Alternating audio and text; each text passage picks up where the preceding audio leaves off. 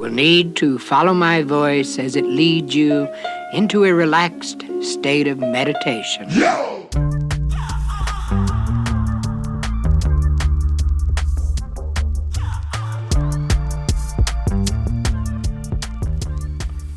Welcome to the Hobby Grow podcast. I'm your host, Ben Owens, hobby grower and ghostwriter for the cannabis industry. Each week, we'll dive into my network of growers, hash makers, breeders, and mentors to give you insight into their journeys as growers, plus information you can use to grow better weed and make better hash at home. Hit subscribe, roll something up, and let's get into it. This episode, we are joined by Weed Shanty, award-winning hobby grower from Vail, Colorado. Shanty's been committed to growing the finest quality he can at home and was the main pushing force behind my efforts to give growing in soil beds a shot. Recently, he's been recognized with a few trophies for his herb and extracts at competitions from Colorado to New York, but he's usually the last one to brag about it. For him, it's about the passion you have for the plant and the desire to do this because you want to, as a hobby, outside of the day-to-day grind, not the fame and flashy mylars. I asked Shanty to join me today to talk about his journey as a hobby grower and the pursuit of the finest quality you can grow, the value of entering cups as a home grower, the differences between hobby and commercial growing, why growers should always be popping more seeds, and breaking down his first and current grow efforts. Shanty, how's it going, man? Hey, Ben. Good afternoon. Pleasure to be here with you today at your new podcast studio. Yeah, thanks for pushing me. This is the first in-person that I'm doing, so we were able to rig it up. I like it a lot. I think for me it's going to be a big difference in having a genuine conversation with you today, being able to hang out with you here, which we've gotten to do a good fair bit now. Yeah, it's a good time. I always appreciate when you come down from the mountains. Yeah. So I want to kick it off by telling everyone a little bit about your journey as a grower, you know, where you started, how you kind of got started, and then working your way through some of the pivotal moments that got you to where you are now. So my journey, I moved to Colorado in 2011. I got introduced to cannabis in 2008 after I had a little stint of trouble with alcohol in college. And that was an interesting time to, just kind of discover the plant and go down some rabbit holes online with the Grass City forums was where I ended up learning a lot of stuff and just was trying to soak it all in, growing, seeing people's batches, pictures, any knowledge, right, that you could really soak in at all, etiquette, different things like that. I ended up saving a bunch of bag seeds, and in the summer of 2009, attempted to pop a bunch of those and brought some of the plants home to the family farm for the summer and was kind of figuring out where to stash them around, but naturally they didn't get enough light. I didn't water them enough. Cornfield? No, I had a couple up in a deer stand, and then I had another little piece of property that was like a big pine tree stand. So just they didn't really get enough light, but I remember going to check on one of them, and it was like totally a male. Like all nutted up, and of course I had never seen a male plant at that point, but right. You're kind of like, what did I screw up, what did I do wrong? But it was a fun experiment. I didn't get anything from those plants like whatsoever, but but I did get experience, and it definitely piqued my curiosity for some time. And so you were in high school?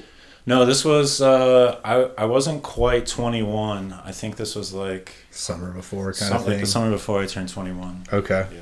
Very cool. So, a little bit of a late bloomer, and I will be the first to admit that, I'm definitely a little more of a goody two-shoes, I guess, when it comes to things. I was, went to Catholic grade school and grew up, kind of that way. So, pretty conservative type of family. When did you start smoking? After high school. Okay. Yeah, I was 18, fresh into college. Yeah. Just too much with sports and the community was like too small. Like everybody knew what was going on. My mom worked at the high school, so like I kind of had to, everybody knew me, every teacher knew me. Yeah. Right? Like I kind of had to play by the books for a period of time there, and it was just easier that way, for that time. But yeah, being able to blossom on from that and start, kind of finding something that fit me a little bit better than going out and getting like blackout drunk was like a nice alternative. I still was not totally finding my place in the Midwest, and that's what ultimately, drove me out here to Colorado. And I grew up skiing, ski racing, working in the ski industry. So it was a natural fit for me to come west. That was the like super awesome best excuse that I had was like, hey, I'm just gonna go be a ski bum, and a lot of people didn't really question that too much. But I of course had these underlying notions of wanting to learn to grow as well. Okay. Yeah. So you knew when you were coming out here that the likelihood of growing was high. I had still been like reading online, like yeah, for sure. So I was interested in wanting to do it. I didn't ever meet a grower in Wisconsin or really get exposed to it in that way. Nor did I really feel comfortable because I just, again, like small towns, right? Just it was so taboo. You'd walk into the bar where people are like wasted and you smell like weed and they're like, this guy over here, so yeah, the Midwest likes to drink for sure. They're warming up to it, yeah. Well, I mean, they had all the hemp D9 beverages when I was there this summer, and all the liquor stores and everybody are jumping on that train for sure. I'm seeing more of my like soccer mom friends that are back there that are getting into these things a little bit, and I think it's great in the sense of if they can get exposed to it, it's not the end of the world. Alternative to alcohol. Hopefully it's a clean product and whatnot. But that's a whole other discussion, whole nother question. Hope for the best on that one, I guess. Right. But yeah, landing in Colorado, I came out for my first winter and naturally wanted to stay after the ski season. I was kind of talking to some people. With my background, landscaping was like a great fit, and ended up getting on this little landscaping crew, and that's been another amazing part of my journey as well, in that I've got a lot of exposure to a lot of different kinds of plants, and learning to read plants in general has been really, really huge. So that's been the other amazing factor, right, where you just can't necessarily be a weed grower, like, right? Well, and familiarity with the tools and irrigation setups and just things that are part of growing anything, that are an introduction class for anyone who's trying to grow cannabis that's never done it. 100%. And I have like endless supplies of small pots and trays and all kinds of stuff, so it's like, it's awesome. I can make as many clones as I want. Yeah, well, that is a nice perk to have. Are you cloning directly into soil? I'm not. I'm still cloning in domes and pretty, using cubes. Pretty standard, yeah. Okay. Yeah. You get cubes as perks of the job too? I do not. Oh. Well, that's awesome, man. So since you joined the crew and you came out here and grew out of being just a ski bum, you've been growing now, but you took a pretty big hiatus from it for a while, didn't you? Took a year off to do some traveling abroad. Okay. So yeah, that was a long year. I had grown for just a little while, maybe 2.5 or 3 years prior to that trip. Okay. And yeah, it was a great test at that time to not have access to very good weed at all, and B, having a break from the plants and that routine, and kind of sidelining those goals for a moment, and working on some personal growth and getting to see and do some cool stuff is very soul fulfilling in its own right. Did you see any grows on your travels?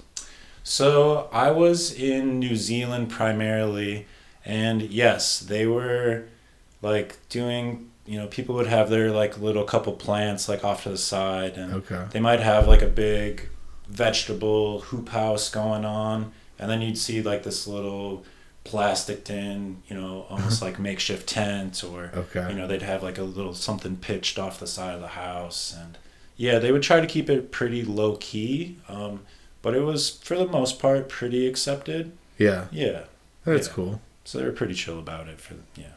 That's very cool. Yeah, I've connected with a couple New Zealand growers, Australian growers. Mm-hmm. It's cool. It's, different parts of the world grow and approach the plant very differently. Definitely. Yeah, and shout out to Australia as well. I was over there, and yeah, shout out to all my mates down there. Who had better weed, New Zealand or Australia? Ooh, so I'm gonna say it was a toss up. I had a lot of great experiences both ways. I had a couple just different memories flood my memory bank there, and a lot of people showed me a lot of love in both spots. So Very cool. it was awesome. Yeah, that's awesome to hear. So you came back then from your travels and decided all in on growing again? So oddly enough, I had my original shanty that we had built. My mentor was like, fuck a tent. We're going to build you this mini room, and it's going to be awesome because you can just mount anything where you want. We're going to make it, a mini room. Yeah. And just so plywood and 2x4s kind of thing? Yeah. Framed out. And Yeah. And it had some wheels on the bottom, so we could kind of roll it around in the garage. And, Okay. So it was still indoors. It wasn't... Yeah. It was a plywood tent, essentially, 4x4 grow tent. Grow box. Grow box, yeah. I had 1,000-watt HPS at that point, so it was a good lesson in managing that heat and making that environment go. So that my original shanty, this is kind of where the name sort of came from. Origin story. Yeah. When we were building it, one of my roommates at the time, he was also from the Midwest, and of course we're in Colorado. But he's like, "What are you guys building?" And I'm like, "Oh, just joking around. Like, this is a one-man ice fishing shanty." So in Minnesota, they call it an ice house. Okay. And like the next door, we call it usually an ice shanty or something like that. Okay. Right? But the original shanty was still hanging out in the garage where I was living. I wasn't living there, or paying rent, but they didn't do anything with it. And Okay. so the shanty just hung out. Came back from my big trip, moved into a different house, and one day we went and picked up the shanty out of the old garage, and I moved it over to my other new garage and fired it up again. That's awesome. Yeah. They were like, "Hey, you want to come pick up your shanty?" They didn't seem to be too bothered by it for whatever reason, and they didn't want to use it. I told them they could use it if they wanted, but yeah. So since the shanty, you've expanded things a little bit, and you've changed some parts of your program, I would assume. Let's talk a little bit about the sort of your pursuit of the finest quality, right? Mm-hmm. Like you and I have had a lot of conversations about this, where we are trying to consistently level up and outpace ourselves. But when you look out at the weed industry, you see a bunch of people competing with each other as well. It's a little different when you grow for yourself. How, I guess, speak to that a little bit about your motivations there and why that's important to you. I guess just in general, to me, it's so much more fun to be authentic and just real about who you are in general. I don't, I might flex some genetics on people, or if I've got a really sexy cola, right? Like, it's fun to show it off every once in a while. But for the most part, I think you only can compete with yourself, because so many people do have different setups, and we see these huge operations go bankrupt all the time now, just because you have the nicest glass house and all the best controllers and access to the most amazing equipment. It can't replace the love, and it can't replace the time that a single person can dedicate to, a small number of plants, to where, it's something special. No, it's cool. We're biased, I think, because we live in sort of a myopic world of our home grows as to what quality is, and I consider myself lucky. I would imagine you as well, that the circle of growers you've surrounded yourself with, that quality sort of levels up. Rising tides lift all ships kind of thing. It's not one guy in the group all of a sudden is growing amazing weed and everybody else's weed looks mids. It's our perception is relative to what we see, which is gradually increasing around us also. Very much so. And I think I've realized that, while I'm not, and I don't consider myself a professional, type of grower, right? But you can't replace the timing that, hitting something like when it perfectly needs to be done, versus an operation where they're going to do it regardless or not, because that's the day that they have the schedule open to do the defoliation. So tuning into these plants, each cultivar, I think that's where it makes a big difference to this pursuit of the finest quality. And I've focused a lot now too on trying to maintain healthy mothers and have really healthy cuttings, and we try to keep these old strains going because they are special, and it does get to be difficult maintaining the library, but it's been really rewarding, and it's pretty cool that I've been able to run a lot of really special cuttings and strains, mainly because I don't sell them or really give them out to anybody. They kind of come to my mentor or to me, and we will hold them and preserve them. We're happy to pay for clones, right? But we don't sell them. But you keep them around also for the person who gave it to you if they should need a backup. Very much so. And that was what I wanted to ask you about, is like, as a home grower, maintaining a library is one of those big challenges, keeping healthy moms, not cycling too fast, not letting them get too old and unhealthy. Like, what have you found to help you with that? Is it, just relying on fellow growers that you trust, or what's your library method? It does take a village, and the reality is that you are going to lose things, just like in life in general. Never. Right? Different relationships come and go, and so hopefully you can be thankful for the time that you have together, and the ones that are really special to you or that really resonate with you, you or the plant or both will find a way, of course, to get it done and to make it happen. The collecting, the collection, the preservation, it definitely takes a lot of time, and there's not, for me, not selling clones, it's like, it's a little silly sometimes, right? Yeah. But being able to have, all these different flavors at your fingertips at any given time.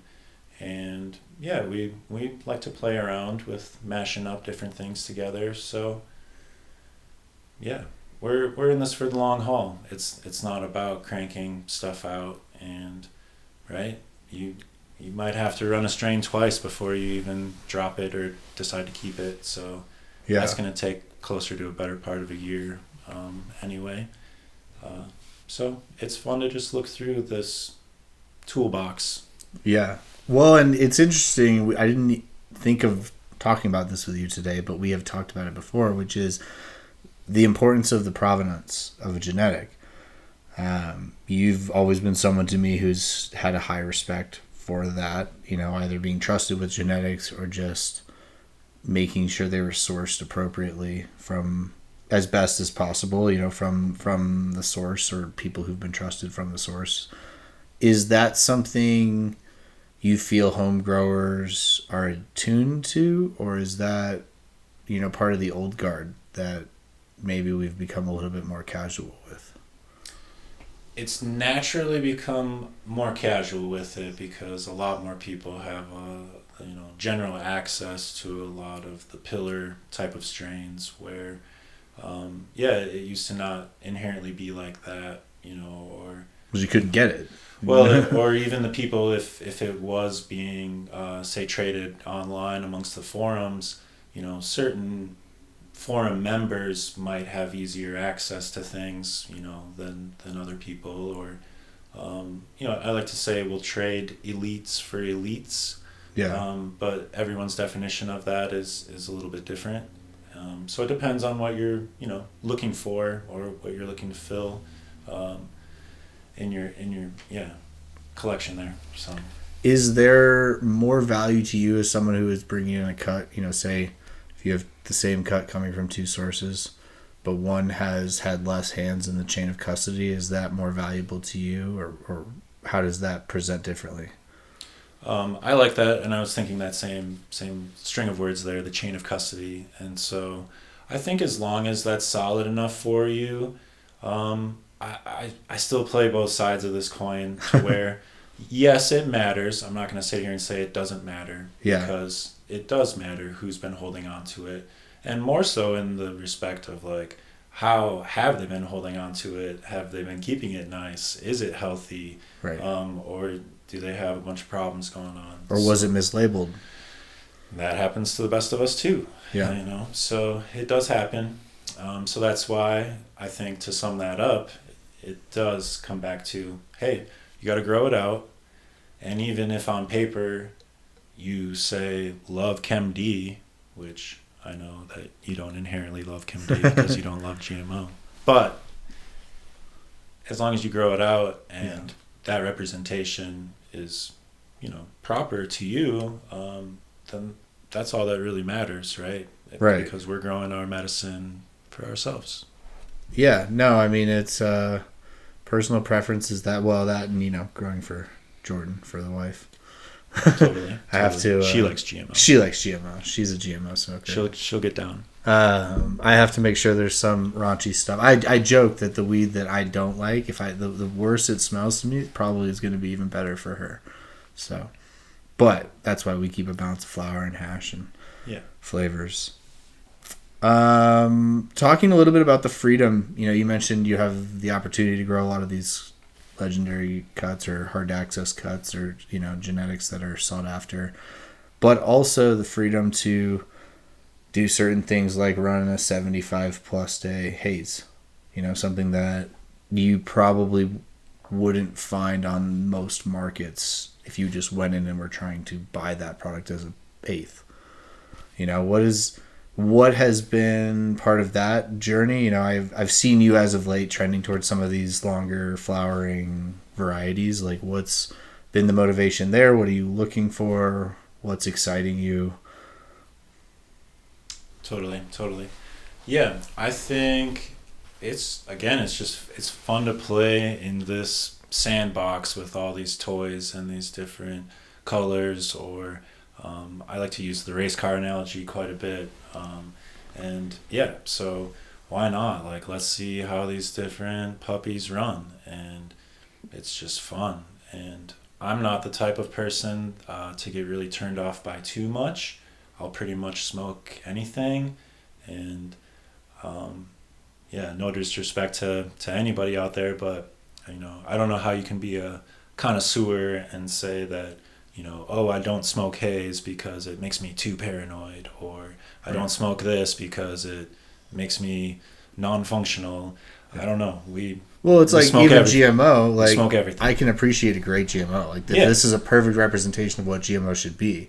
It's just not my preferred smoke, And I don't love papaya, but I'll do some papaya dabs with you when I'm here. And every once in a while, there's one that really catches me. So, and I realize that looking at the genetic selections I make, like a variety or a big portion of them are various papaya crosses. Somewhere in the genetics, but So it's fun. Well, so let's talk a little bit about, we talked about competition and how we're doing this competition with ourselves. But you and I have both entered homegrown product into competitions. Mine didn't fare as well. But what is the value to a home grower, just someone like yourself who is very selective about what you're entering, but you are still stepping out of the grow, entering your best product or what you think is your best foot forward? What value does that have? What is the motivation behind it? Tell us a little bit about that. Totally. And brief pause before that. That's how we initially met, was the grow off competition. Yes. What year was that actually? God, 20. It was back after I came back from traveling. So it was either post-COVID, 18, 19, 20. I didn't start growing until June of 19. Okay. So it had to have been post-COVID. We'll have to look on the date on that. But anyways, I met Ben in the parking lot at the grow off competition. We were the two nerds that showed up early to get our clones or whatever. First in line. But yeah. That was good times. Hey, it benefited us in that regard. Exactly. But being able to enter some different competitions now has been really fun. And I think initially I was just like so curious about just to see what else was out there, what everybody else was doing. And meaning like flavor wise or methods or all of it. Yeah. Like okay. what's everybody doing? Because I'm usually pretty private person and working full time. You don't inherently brush shoulders with a lot of other growers necessarily. Yeah. So I just wanted to meet some other people and kind of, see. So grow off was your first foray? The grow off was the very first one which didn't really take off, but which then I ended up, not exactly participating in. Yeah, there's some troubles there. Okay. They're in the old newsletters. And I think just to like preface that across like all the competitions that I've been in now, there's going to be really cool things about some of them, and there's going to be other, little aspects to it that do disappoint you from time to time, whether how it's a certain situation is presented or handled, prior to the competition or after the competition. I've kind of seen it all now, or even like the entry jars getting to me super late because of where I live in the mountains, other costs that do get incurred. And that's like something that a lot of people don't realize. Like they usually figure, you're obviously forfeiting some amount of weed to enter in the competition, but usually you are paying something as well to, hopefully get some exposure one way or the other and either get your name on a banner that's going to be hanging up at the competition or whatever it is. Like hopefully it's going into something with the competition. But so let's talk about that for a second, because I entered Masters of Rosin in New York. Yep. It was a 20 gram entry fee, no entry fee. Okay. But 20 grams of your best rosin, which is a pretty hefty hit as a home grower. The Dude Grows Cup, which you took a place in, right? No, People's Dude Choice something. The Build a Soil? Build a Soil, that's what it was. Build a Soil. Was there an entry fee for that, or was it just product? The entry fee for Build a Soil was a lot more affordable. Okay. Yeah. I want to say it was like $100. And because I guess where I'm going with this is not necessarily to put each of these cups on a spreadsheet, but it's more to sort of establish like what you think, as someone who's entered a few of these, is a reasonable balance between sample submission and entry fee. Yeah, and I think it's interesting to take a look at all of that and to try and sum it up a little bit. Like, if you're going to do that, if you're going to enter anything in any sort of competition, you obviously have to be willing to hear some criticism and some critiques. You got to be willing to put yourself out there. You got to be willing to separate yourself, even though this product is inherently representing you as well. So you definitely take a little bit of a risk putting it out there, but it's fun to learn where you stand, and you never know. Something cool might happen. Right. Yeah, I think it also comes down to how much access you have. If you did do a run of GMO, you probably have a little bit extra hash than if you just did a haze run. Definitely. So, on that note, you've been choosing the hard path with haze extracts, haze rosins, lower yielding historically, longer flowering historically. Is it the terp profile that's attractive to you, or is it the challenge, or what's sort of going on there? I think it's a little bit of everything. It's fun. I'm the type of person that's just like, I just want to see it in hash form. Okay. I don't even care, like the loss. Give me 1 gram. Some of it. Yeah, I mean, sometimes I just want to see it. Yeah, that's fair.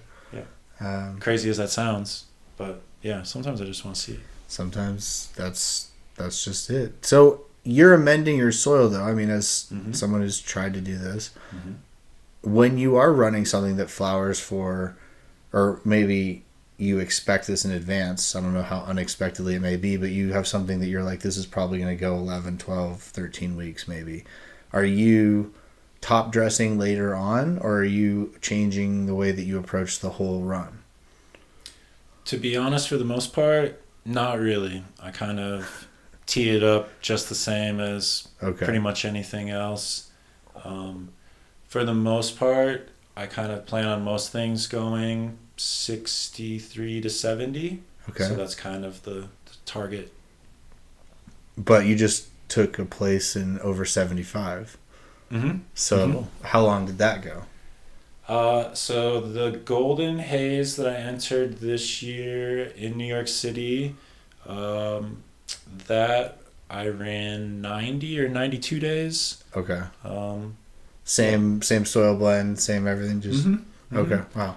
I guess the thing to understand about that is a lot of the equatorial plants aren't as heavy of feeders as like say a chem or something like that. Okay. And they still need it, don't get me wrong. Yeah, but they're not going to be starving there at the end. If I did my job right, not just starving just enough. Okay. Well, that's fair. Yeah. So you have access to a library that you've helped collect and hunt and contribute to. As part of that, you're also always popping seeds. It's something probably more seeds than most people I know. Encouraged me to pop more seeds than I'd ever popped last year. So let's talk a little bit about that as a home grower, without touching on some of the obvious restrictions. But how do growers become more comfortable popping more seeds, both from a just physical, literal aspect, but also from their approach to, I want to pop these 5 packs, but I don't necessarily want to grow 50 plants to flower. Right. Great question. I think initially it's about, you talk about we were talking about something earlier, and you're talking about setting yourself up with these different odds, for your likelihood of success. So, yeah, if you want to find something special, we have to run more numbers, and in general, we will play around with both fem and regular seed. But of course, if you're popping regular seed, which for the most part, I think you're going to still get a better deal on regular seed than feminized. It seems like the feminized seeds in general carry a little more. I don't know. It goes both ways. Ben's over here shaking his head. Yeah, I don't know. It depends where the seed's coming from, I guess. I've definitely paid a lot for reg packs coming out of California. Yeah. I guess that what I'm trying to get at is if you have the means to make friends with somebody that has seeds or is willing to maybe do a little trade with you or something of the sorts. Interestingly enough, since I started doing these competitions, I've been having more and more people lace me up just send me stuff like Yeah. out of the blue, like, hey, do you want to run this? Like, hey, you can grow quality weed. I've seen it. Yeah. You want to try these? Right. Right. So I think for me, again, it just comes back to loving to play around with this stuff. And I recently got to run an Ortega cross from the homie. He goes by Intentional Misuse. Okay. So he's been really generous to me, and I try to take care of him when I finish up, some of these plants.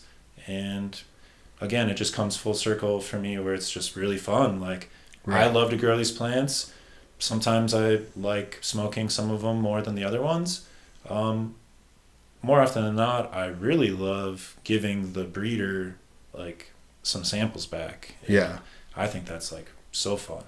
And It's- like being able to talk about it with them or smoke, or different ones with them. Like, and obviously I don't live by all, my breeder friends, but But like the meetups in Denver, it's one of the reasons why, like, if I've grown someone's genetics and they're going to be there and I've got hash or flower, I want them to see it. One, it's a pride factor. It's a, hey, look, this is what I did with your work. But two, for me, it's like, if I show this to them and they go, oh yeah, it smells about like every other pheno I've had, then I'm not keeping it. You know what I mean? Like, it may not be bad, but it's like, if I have half the pack left, I'm not like, okay, that's the unicorn. it can definitely give you some clarity in that regard. But yeah, you should keep anything that resonates with you. And I think that's something that I go through where, I see different things get popular, and sometimes it bums me out a little bit because I'm like, oh no, this is going to get like run into the ground now. Yeah.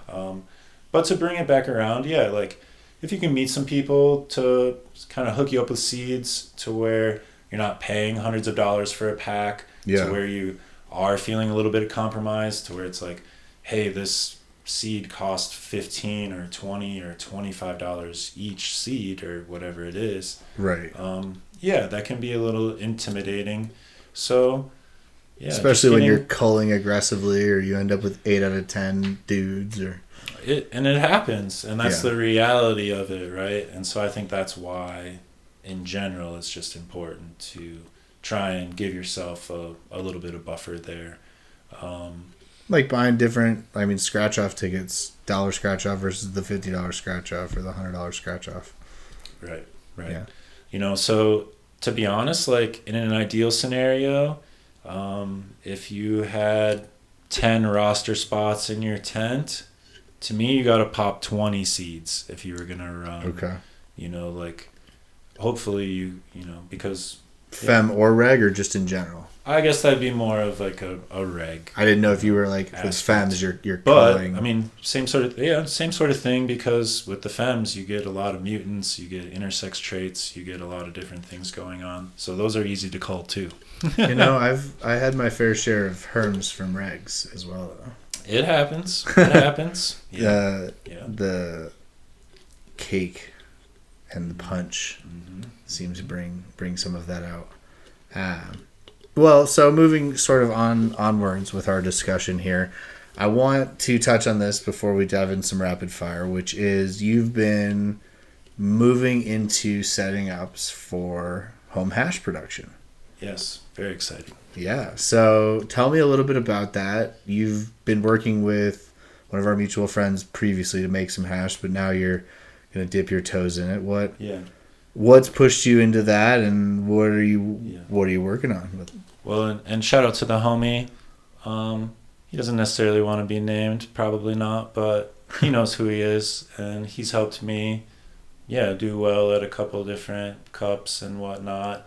And thankfully, he's been crazy enough to go down these rabbit holes with me, to where I'm like, hey, I got this. You should wash it. It's probably not going to do very well at all. I do 0.5%. Like, So, thankfully, that's been really awesome for me. And again, one of these things where if I hadn't branched out and done, met you and, got connected with some other people through like the Bill of Soil competition, it helped spur all these things kind of into motion, to where I was like, I want to be able to see some of these things now in hash form. So that's been really amazing for me to have that.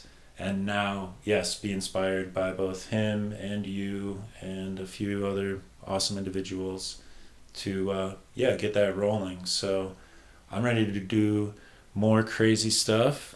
Yeah. Have you bought bags or a press yet? I have not bought bags or a press yet, so if anybody wants to hook the shanty up, we can definitely get you going. Yeah.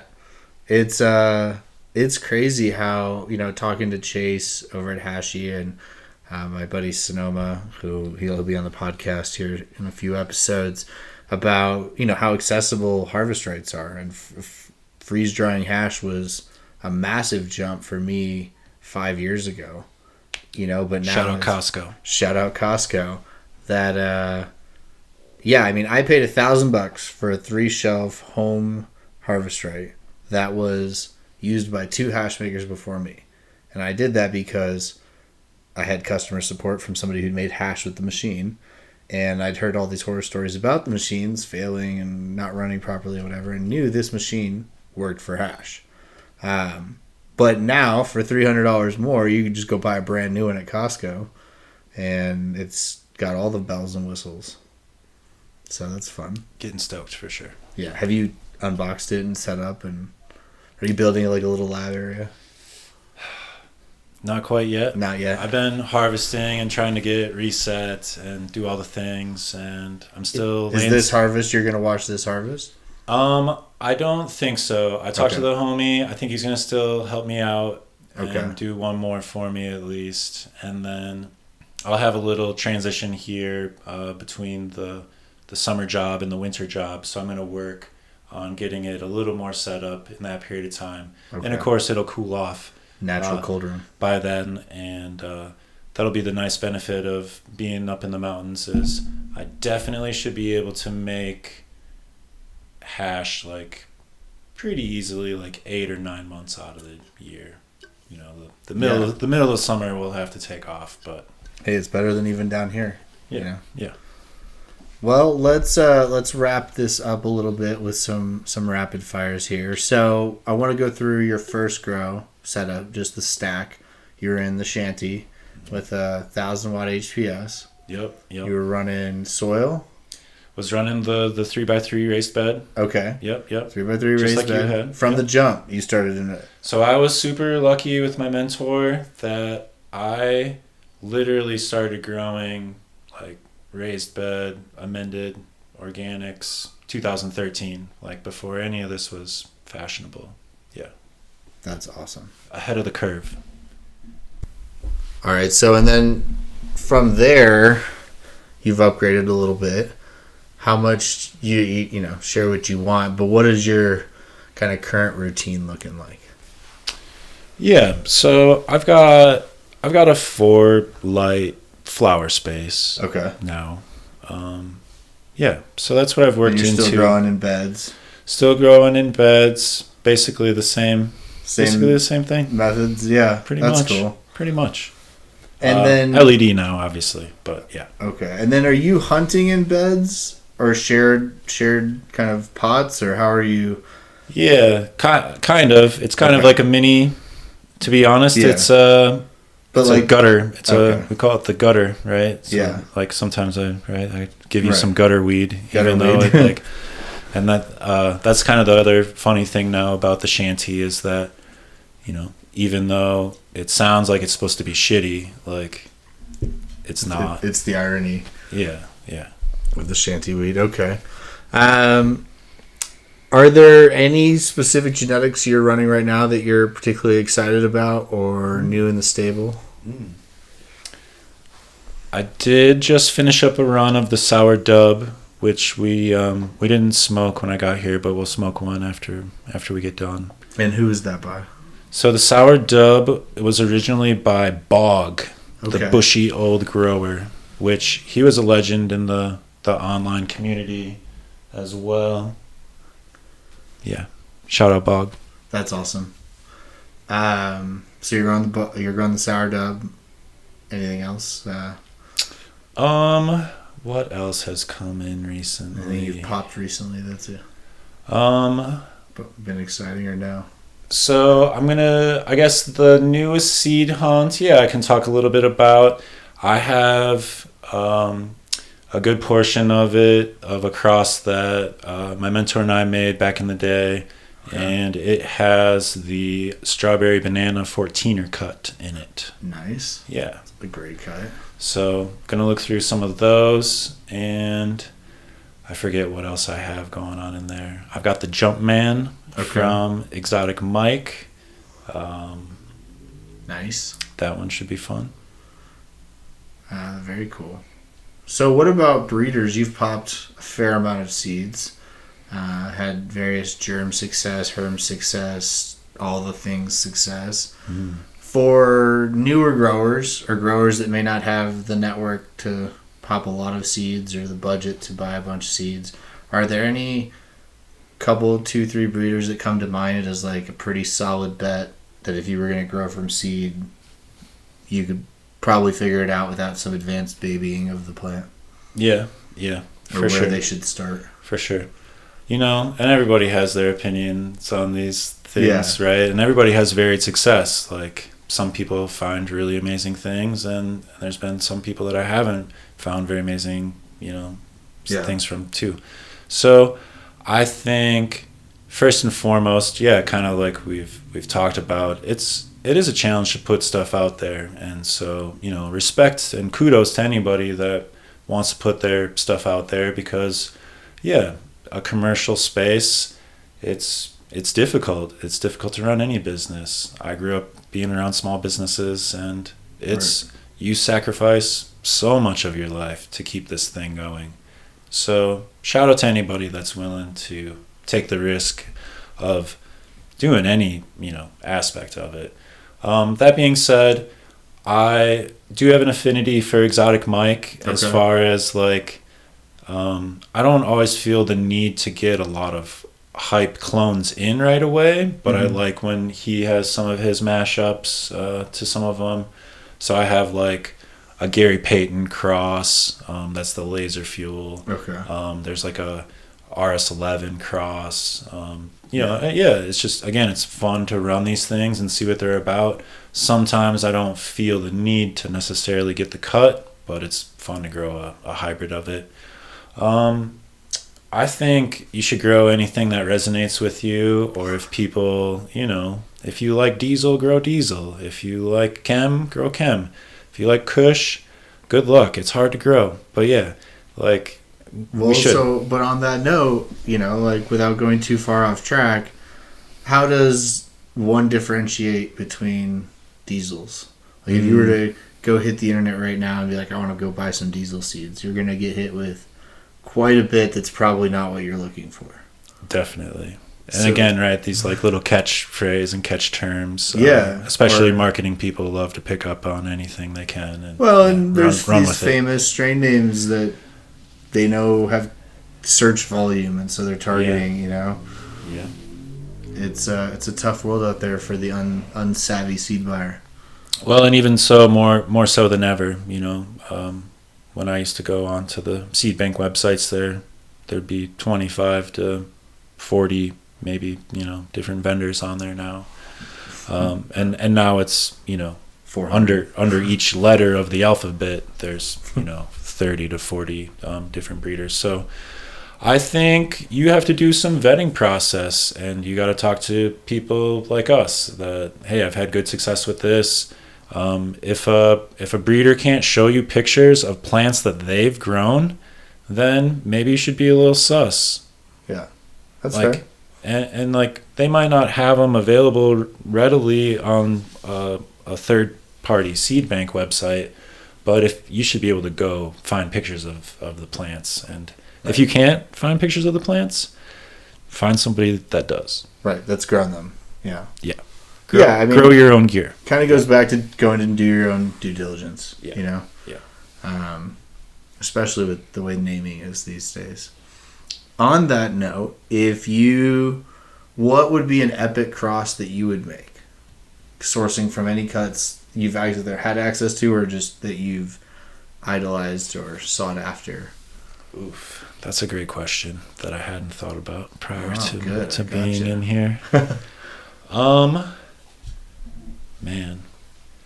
I guess just to put it all to rest for everybody, if you could actually figure out, like what the parents were for sour diesel and be able to actually recreate that, just put it to rest. That'd be cool.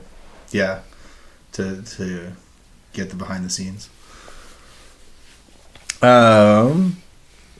What is exciting you about growing these days? In spite of some of the things we've talked about, every competition having drama, every circle having its own issues, every cycle having its own issues. What keeps you excited about this? Well, I guess we already touched on it a little bit. Getting the hobby hash lab set up is going to be super exciting.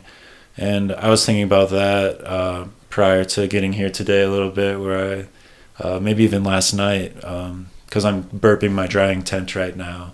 Okay. And I was thinking about, oh man, it would be kind of cool just to freeze an entire harvest sometime. And I know a lot of people are already naturally doing that. For me, it's been a progression to get there. Yeah. And now I'm kind of like opening my mind up to that a little bit. So that's pretty exciting. I thought that sounded pretty cool.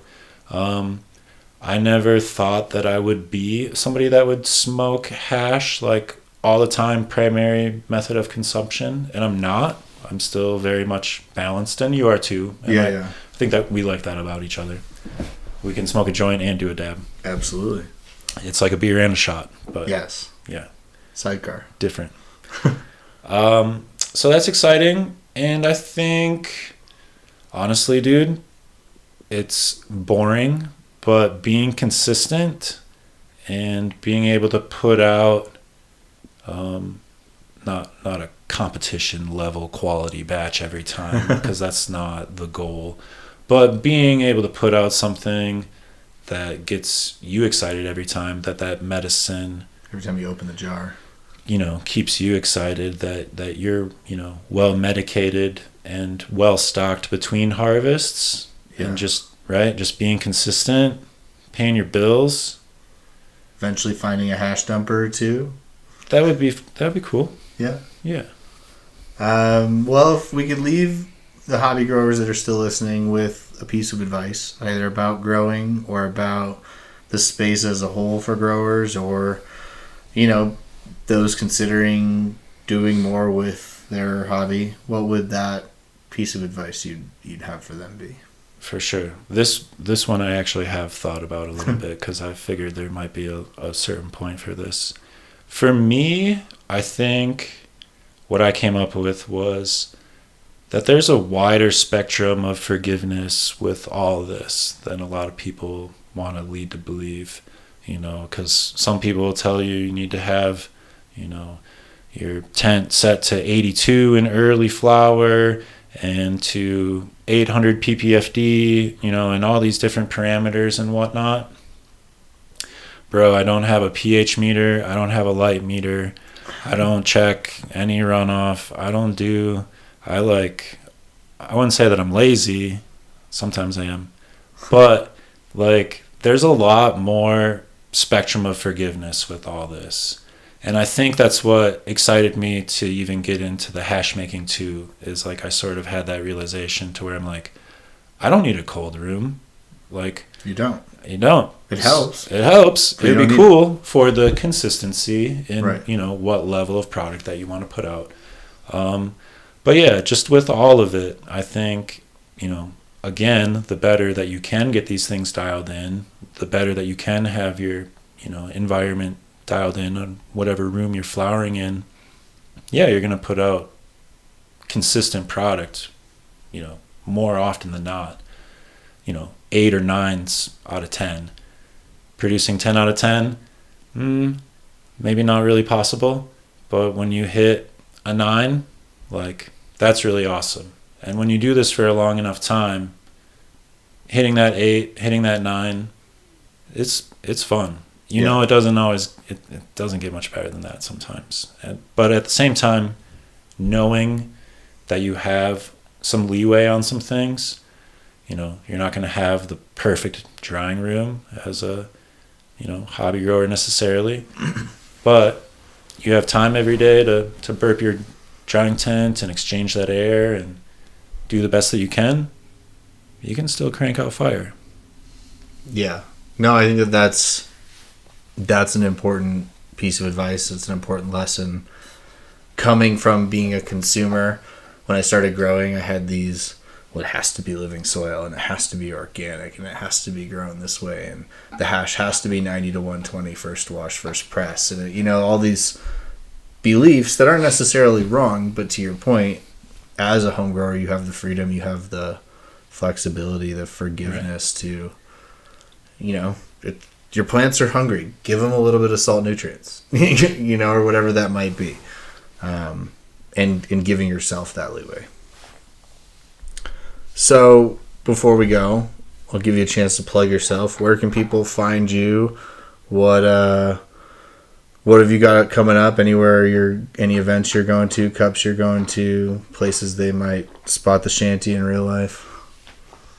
For the most part, I keep to myself. I am on the IG. You can send me a request. What is your IG? It's weed_shanty. Okay.